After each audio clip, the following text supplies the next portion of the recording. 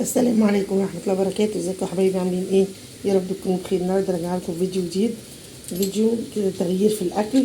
انا جبت بانيه زي البانيه اللي بنجيبه من عند بتاع الفراخ، هو بالظبط اهو زي ما انتم شايفينه كده اهو. وجبت بصلتين وبشرتهم زي ما انتم شايفينه. انا ما رضيتش اساوي الطبق ولا حاجه، قلت عشان اوريكم وما اطولش عليكم برده الفيديو. اهو زي ما انتم شايفين اهو كده، زي ما هو كده اهو.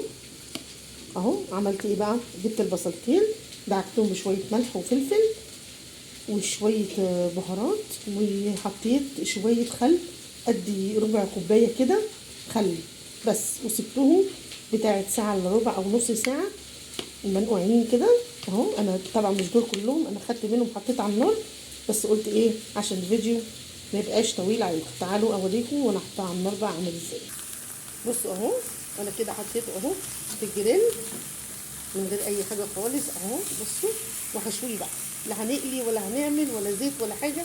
تغيير في الاكل في رمضان. رمضان بيحب التغيير اهو. زي ما انتم شايفين كده اهو. الريحه مش عارفه اقول لكم عامله ازاي. طبعا طول ما انتم بتعملوا كده تقلبوا اهو.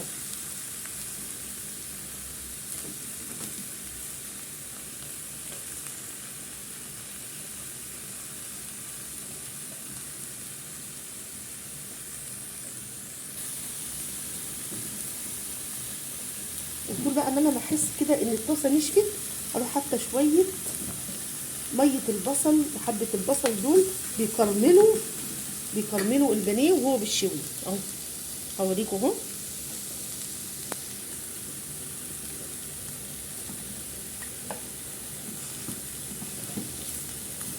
بصوا الكرمله دي، بصوا دي جميله جدا اهو اهو اهو.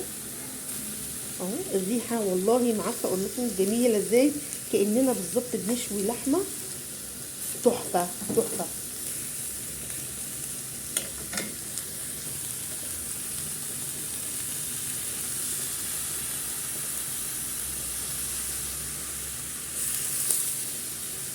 دي ميه البصل اللي قلت لكم عليها. انا بغيب واحط حبه كده عشان يكرملوا لي. بصوا شايفين؟ يكرملوا لي البانيه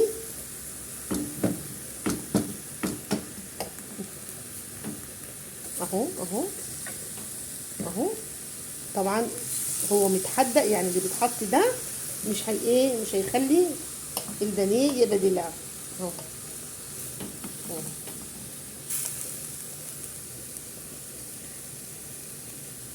بصوا حبايب قلبي، طريقه جديده جربوها والله مش هتندموا. والبانيه دلوقتي يمكن ارخص شويه من اللحمه، وهو بيسد غرض. ورمضان اكلاته كتير، كل سنه وانتم طيبين.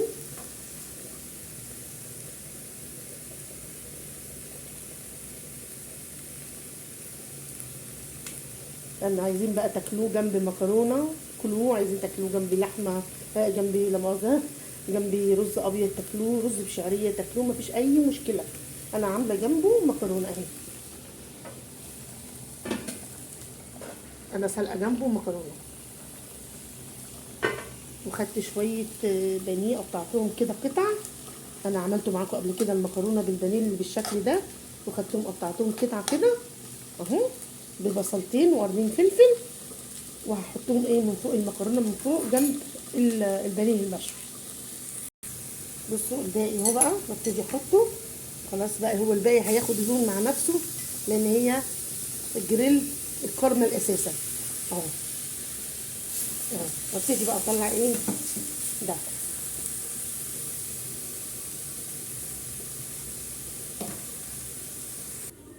بصوا حبايبي اهو، بعد ما خلص اهو زي ما انتم شايفينه، حطيته في طبق كده اهو. وخلاص بقى، طبعا بيتعمل قبل المغرب بحاجات بسيطه او قبل ما هتاكلوا بحاجات بسيطه، لاني عشان هو ما بيتاكلش الا سخن اهو زي ما انتم شايفين كده. والف هنا وشفا، وجربوا الطريقه دي سهله وبسيطه وتغيير في الاكل. يلا اشوفكم على خير ان شاء الله في فيديو جديد، والسلام عليكم ورحمه الله وبركاته.